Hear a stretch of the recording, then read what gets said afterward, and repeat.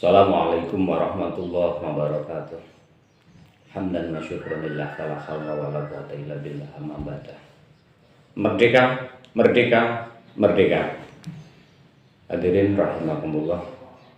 Pada kesempatan siang hari ini kami sangat berbahagia dan bersyukur atas limpahan taufik hidayah dan rahmat Allah Subhanahu wa taala kembali kita berjumpa untuk menghayati bersama berkaitan dengan kemerdekaan bagi bangsa dan negara Indonesia. Sebagaimana kita ketahui bersama bahwa kemerdekaan bangsa dan negara Indonesia ditandai dengan pembacaan teks proklamasi oleh Presiden pertama yakni Insinyur Soekarno pada tanggal 17 Agustus tahun 1945. Kemudian bagaimanakah kita memaknai kemerdekaan yang telah diraih dan diperoleh serta diproklamasikan oleh sang proklamator kita Insinyur Soekarno. Berikut kita pahami bersama makna kemerdekaan bagi bangsa dan negara Indonesia. Yang pertama, kemerdekaan bagi bangsa dan negara Indonesia memiliki arti dan makna bukan akhir dari sebuah perjuangan. Sebagaimana kita ketahui bersama bahwa perjuangan ini diraih dan dapat kita menangkan bukan dengan cuma-cuma, akan tetapi melalui perjuangan yang sangat gigih, berkorban dengan harta, jiwa, bahkan dengan nyawa.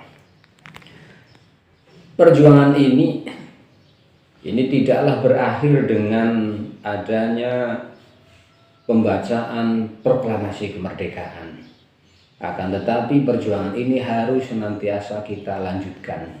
Dan kemerdekaan yang ditandai dengan pembacaan proklamasi ini adalah awal dari perjuangan kita. Karenanya bagaimana kita memaknai, mengisi kemerdekaan yang telah diwariskan dan telah ditinggalkan oleh para pahlawan yang telah gugur demi memperjuangkan kemerdekaan bangsa dan negara Indonesia, itulah yang lebih penting bagi generasi-generasi seterusnya. Yang kedua, makna kemerdekaan adalah sebagai pemersatu bagi bangsa.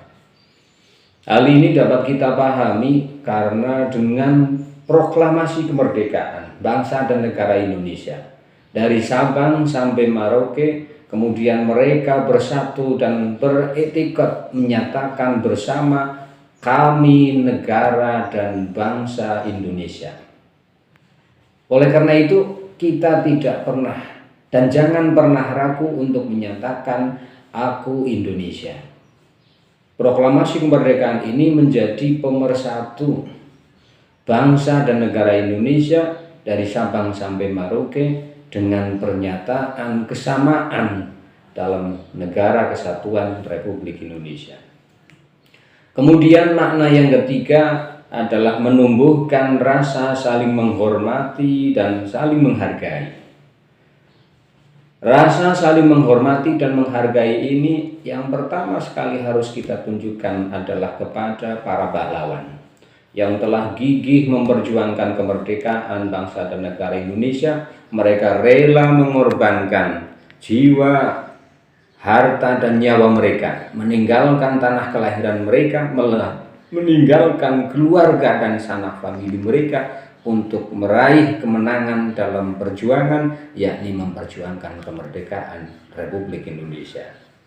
Menumbuhkan rasa saling menghargai dan menghormati ini dapat pula kita artikan dengan kita sebagai warga dan negara Republik Indonesia jangan pernah membeda-bedakan perbedaan antara suku, ras, bangsa, dan agama. Tetapi kita adalah merupakan satu kesatuan yang tersatukan dalam negara kesatuan Republik Indonesia yang bersama-sama mengisi dan berjuang memakmurkan negara kesatuan Republik Indonesia. Makna yang berikutnya adalah bukti bahwa bangsa Indonesia ini memiliki kekuatan dan tidak bisa dipandang remeh ataupun dipandang sebelah mata.